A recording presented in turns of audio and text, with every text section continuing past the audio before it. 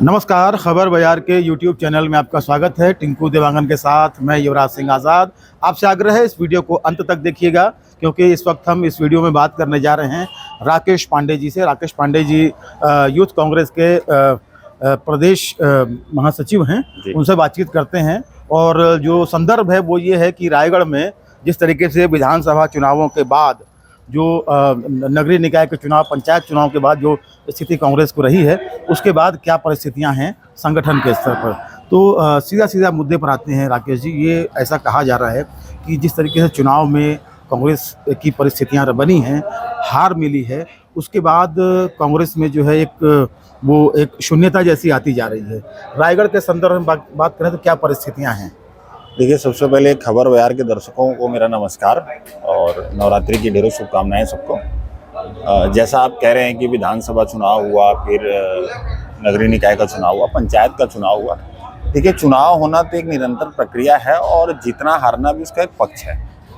2018 में जब हमारी सरकार बनी थी प्रदेश में 70 सीटों के साथ, तो रायगढ़ नगर निगम में महापौर भी हमारा बना था, सभापति भी हमारे बने थे, जिला पंचायत का अध्यक्ष भी हमारा बना था और पूरे प्रदेश में महापौर हो चाहे जिला पंचायत का अध्यक्ष, ये सब हमारे जीत के आए थे।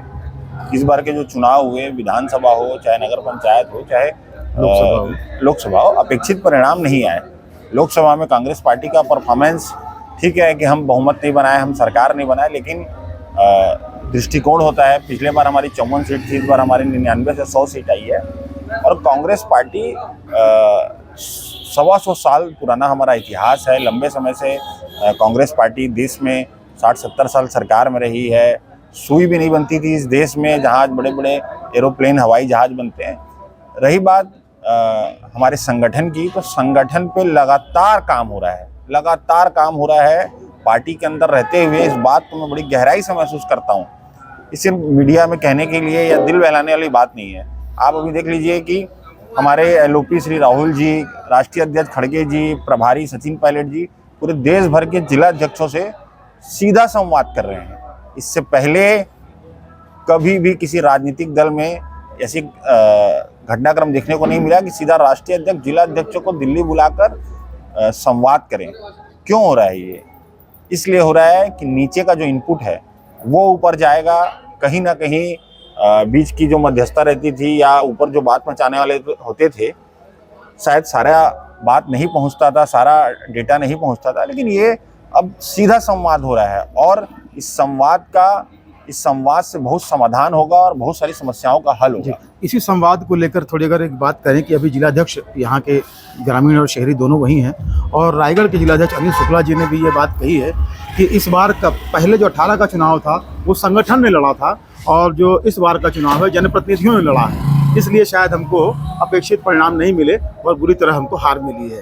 तो ये कहीं ना कहीं फीडबैक आप वो किस नज़रिए से देखते हैं आप इसको? देखिए, चूंकि जो शहर अध्यक्ष हमारे अनिल शुक्ला जी ने दिल्ली में कहा है, वो अभी वर्तमान का जो विधानसभा चुनाव हुआ था 2023 का, श्री अनिल शुक्ला जी जिला अध्यक्ष थे और उन्होंने इस बात को गंभीरता से महसूस किया होगा, क्योंकि वो जिला अध्यक्ष थे और उनकी कितनी भागीदारी ली गई। देखिए, ये समस्या तो रहती है कि सरकार आता है तो सरकार संगठन पे हावी हो जाता है और कहीं ना कहीं संगठन के जो पदाधिकारी होते हैं सत्ता के चकाचौंध में वो दरकिनार किए जाते हैं। ये कांग्रेस की समस्या नहीं है, ये सत्ता का चरित्र हो गया है। चाहे कांग्रेस रहे, चाहे भारतीय जनता पार्टी रहे, चाहे कोई भी दल रहे, मीडिया के सामने कहना या सार्वजनिक कहना, ये दिल बहलाने को गाली बेख्याल अच्छा वाली बात है। सत्ता आती है तो संगठन को कहीं ना कहीं दरकिनार किया जाता है, सत्ता की चकाचौंध होती है, सत्ता के साथ वैसे लोग भी जुड़ते हैं जिनका कोई योगदान नहीं होता है। तो कहीं ना कहीं किसी न किसी प्रकार की कुछ कमियां थी, तभी तो अपेक्षित परिणाम नहीं आए। और अनिल शुक्ला जी ने उस बात को सीधा हाईकमान के सामने कहा है। क्यों कहा है? बुलाया इसीलिए गया था वहां पर कि आप आइए, सीधा बात को रखिए। देखिए, अगर मरीज डॉक्टर से अपनी बीमारी की गहराई से बात नहीं करेगा तो क्या उसका इलाज हो सकता है? हाईकमान ने बुलाया ऐसा है। कांग्रेस पार्टी के अंदर मैं 15-16 साल की उम्र से कांग्रेस पार्टी के अंदर काम कर रहा हूँ। जो ट्रांसपेरेंसी है, जो कहने को लेकर अभिव्यक्ति की आज़ादी है, कांग्रेस पार्टी के अंदर ऐसे ही लोग लीडरशिप बन के नहीं उभर जाते हैं कि क्यों? क्योंकि हमारे यहाँ कहने की आज़ादी, हमारे यहाँ तानाशाही नहीं है, हमारे यहाँ विज्ञप्ति जारी करने के लिए पूछना नहीं पड़ता है, पोस्टर लगाने के लिए पूछना नहीं पड़ता है, रैली निकालने के लिए पूछना ही नहीं पड़ता है। हमारा नेतृत्व हमको ये आज़ादी देता है कि आओ और हमारे मुंह पे आके बताओ कि क्या कमियां हैं, क्या कमियां नहीं है। हमारा नेतृत्व इसे सीखने की कोशिश करता है और सुधार करने को। राहुल जी हो चाहे खड़गे साहब हो, लगातार इस काम को कर रहे हैं और आने वाले समय में बहुत तेजी से बदलाव दिखेगा, बदलाव हो रहा है।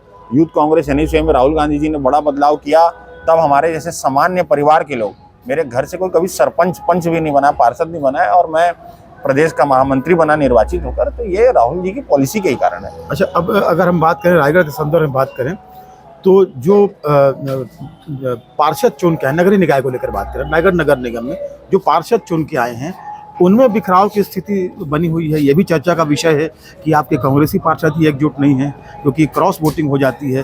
ऐसी स्थितियां जो है कहीं ना कहीं संगठन को कमज़ोर करती हैं, बाकी कार्यकर्ताओं को। मैं आपकी बात को बढ़ाता हूँ। 2019 में जो महापौर के चुनाव हुए थे, उस समय डायरेक्ट महापौर का नहीं था, महापौर को पार्षद चुने थे। तो आपको याद होगा कि हमारी महापौर 26 वोट पाई थी और सभापति के लिए श्री जयंत हेडवार जी 30 वोट पाए थे। तो मेरा ये मानना है कि उस समय 4 से 5 वोट भाजपा के जो हुए थे क्रॉस हुए थे। देखिए, कुछ चीज़ें मैं घुमा के बात नहीं करूँगा, कुछ चीज़ें सत्ता का चरित्र के साथ बन जाती हैं।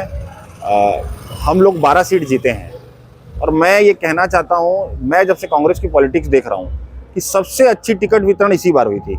आप चुनाव हारने और जीतने के नतीजों को लेकर चिंतन करेंगे तो देश के प्रधानमंत्री नरेंद्र मोदी जी बनारस से 1.25 लाख वोट से जीते हैं मात्र। उनके बहुत सारे सांसद हैं जो 8-8, 10-10 लाख वोट से जीते हैं। इसका से यही हुआ कि बनारस की जनता नरेंद्र मोदी जी के साथ नहीं थी। चुनाव अपने अपने तरीके से उदाहरण पेश करते हैं। हम लोग 12 जीते हैं, बहुत 5-6 सीट हम लोग मिनिमम मार्जिन से हार गए, लेकिन मैं आपको बताना चाहता हूँ कि सबसे अच्छा टिकट वितरण हुआ।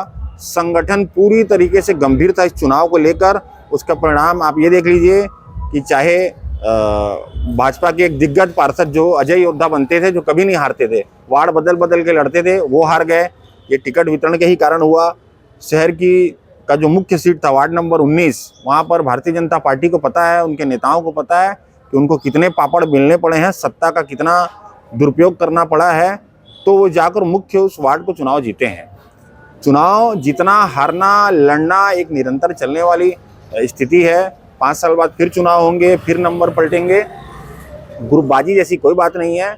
जहाँ 10 प्रकार के लोग होते हैं, सहमति असहमति का खेल चलता है। यही लोकतंत्र है, यही राजनीति है। तो राकेश भाई, अभी तक जो है एक सामान्य सभा हो गई, बजट सत्र हो गया नगर निगम में, लेकिन कांग्रेस ने अभी तक अपना नेता प्रतिपक्ष तय नहीं किया है। ये भी तो एक परिस्थिति है ना। नहीं, देखिए, हर चीज़ मैं फिर शुरू करूँगा। पिछले बार भारतीय जनता पार्टी का भी नेता प्रतिपक्ष चुना गया, आप पता कर लीजिए कि कब उनका नेता प्रतिपक्ष चुना गया। नहीं, ये जवाब नहीं हुआ। जवाब देखिए क्या होता है कि हम ये देखें कि नहीं कांग्रेस ने, भाजपा ने ऐसा किया तो हम ऐसा करें, ऐसा नहीं। यानी हमारा ये काम हो जाना चाहिए था। अगर नेता प्रतिपक्ष पहली बैठक में ही अगर हमारा घोषित हो जाता तो कहीं ना कहीं वो एक मजबूत स्थिति रहती। लेकिन अभी चर्चा हो रही है ना कि कांग्रेस, भाजपा भी कह रही है कि आप जो है तो अपना नेता प्रतिपक्ष नहीं तय कर पाए। देखिए, नेता प्रतिपक्ष चयन की जो बात है, एक प्रक्रिया होती है। चुनाव हुआ, चुनाव के बाद सभापति का चुनाव हुआ, महापौर का गिनती हुआ, फिर सभापति का चुनाव हुआ। उसके बाद ही एक जो कोरम होता है, जब सभापति का चुनाव हो जाता है तो नेता प्रतिपक्ष को लेकर चयन होता है। इसमें जल्दीबाजी करने जैसी कोई चीज़ नहीं होती है। आपको पता होगा कि हमारे जो पर्यवेक्षक थे वो आकर जा चुके हैं, पार्षदों से मिलकर जा चुके हैं, और मुझे लगता है बहुत ही जल्दी इसकी सूची आ जाएगी। कांग्रेस पार्टी पूरी कसावट से काम कर रही है, कांग्रेस पार्टी पूरी गंभीरता से काम कर रही है। कांग्रेस पार्टी को पता है अभी अगर हम जाएं तो 15 फरवरी को डिसीजन आया था महापौर का, फिर अभी मार्च में ही सभापति का चुनाव हुआ है। तो चल रहा है, 1-1.5 महीने की प्रक्रिया है और ये बिल्कुल इसमें देरी जैसी कोई बात नहीं है। पूरी गंभीर है कांग्रेस पार्टी और जल्दी से जल्दी हमारे नेता प्रतिपक्ष का चयन हो जाएगा। एक मजबूत नेता प्रतिपक्ष मिलेगा, ये मान सकते हैं। आखिरी सवाल आपसे, संगठन में बदलाव भी हो रहा है, आप युवा हैं और ऐसा भी है कि जिला अध्यक्ष, शहरी जिला अध्यक्ष के दौड़ में भी आप हैं, तो कितना युवाओं को महत्व दे रही है संगठन कांग्रेस? देखिए, मैं दौड़ में इस बात के हूँ कि कैसे कांग्रेस पार्टी की आइडियोलॉजी को मजबूत किया जाए, उसके संगठन को मजबूत किया जाए। मैं भी संगठन में काम करता हूँ। कॉलेज से लेकर मैं प्रदेश महामंत्री बनने तक का सफ़र जो है मेरा, निर्वाचित होकर, तो वो कांग्रेस पार्टी ने मुझे अपॉर्चुनिटी दी है। नाम चलना चलाना ये सब एक प्रक्रिया है। कांग्रेस पार्टी जिसको भी अवसर देगी जिसको भी अध्यक्ष बनाएगी संगठन में, हम लोग आने वाले समय में बहुत सक्रियता से जनता के मुद्दों को उठाएंगे। भारतीय जनता पार्टी की सरकार की जो खामियां हैं, चाहे अभी आप देख सकते हैं कि प्रदेश में जो शराबबंदी की बात को लेकर कांग्रेस से पूछते थे, आज 67 दुकान खोल रहे हैं। 3 बार इनकी वित्तीय सिस्टम फेल हो जाता है। पहले शराब का दाम बढ़ाते हैं और शराब की बिक्री नहीं बढ़ती है तो फिर घटा रहे हैं। तो जो प्रदेश को ये लोग शराबखोरी की ओर ले जाना चाहते हैं, नशे की ओर ले जाना चाहते हैं, कांग्रेस पार्टी नहीं होने देगी। संगठन अभी हमारे पास अध्यक्ष हैं, जिस दिन अध्यक्ष का बदलाव होगा तो दूसरे अध्यक्ष के साथ भी हम लोग इसी तरीके से मजबूती से काम करेंगे। हमारा एकमात्र उद्देश्य है भारतीय जनता पार्टी की तानाशाही सरकार को छत्तीसगढ़ से और देश से उखाड़ के फेंकना है, ताकि आपसी भाईचारा का जो प्यार मोहब्बत का जो भारत देश है वो बना रहे, आपसी भाईचारा प्यार बना रहे, और फालतू के मुद्दों को उखाड़ कर राजनीति करने की जगह गरीब आदमी, कमज़ोर आदमी, जो पिछड़ा है, उसको आगे करने के लिए स्कूल की, शिक्षा की, मेडिकल की, इनकी बात की जाए। जी, बहुत बहुत धन्यवाद बातचीत करने के लिए राकेश भाई। और निश्चित तौर पर आप जैसे जिस तरीके से गंभीर और सक्रिय युवाओं की वजह से ही ऐसे संगठन जो हैं आगे बढ़ते जा रहे हैं, और एक जो ऊर्जा है वो बहुत काम करती है संगठन को आगे बढ़ाने के लिए। बहुत बहुत धन्यवाद बातचीत करने के लिए। तो ये हमने बातचीत की राकेश पांडे जी से अलग अलग मुद्दों पर, कांग्रेस संगठन से जुड़े और नगर निगम में नेता प्रतिपक्ष का क्या स्थिति है उसको लेकर। बहरहाल इस वीडियो में बस इतना ही। खबर बाजार के यूट्यूब चैनल को अधिक से अधिक सब्सक्राइब करें, हमारे कंटेंट लाइक करें, शेयर करें और प्लीज़ कमेंट करके ये बताएं कि हमारा ये वीडियो आपको कैसा लगा। नमस्कार।